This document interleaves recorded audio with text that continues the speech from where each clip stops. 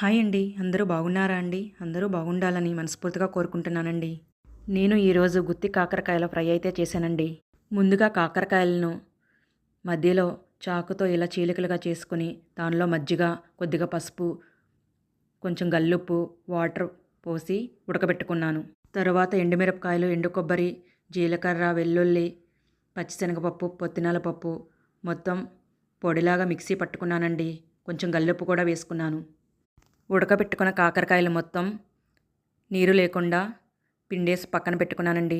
Cut చేసుకున్న కాకరకాయల మధ్యలో ఈ పొడిని ఉంచాలండి. కాకరకాయలను ముందుగా ఉడకబెట్టడం వల్ల చేదు మొత్తం పోతుందండి. ఇప్పుడు స్టవ్ మీద ఒక బాండీ పెట్టి దానిలో ఆయిల్ వేసుకుని ఈ కాకరకాయలను దోరగా వేయించుకోవాలండి. నిజంగా చాలా బాగుంటుందండి. చేదు అనేది ఉండదు. చిన్నపిల్లలు కూడా ఇష్టంగా తింటారు. మీరు ఇలా ట్రై చేశారా అండి? ప్లీజ్ అండి, వీడియో చూస్తున్నారు కానీ సబ్స్క్రైబ్ కూడా చేయండి, లైక్ కూడా చేయండి. Thank you.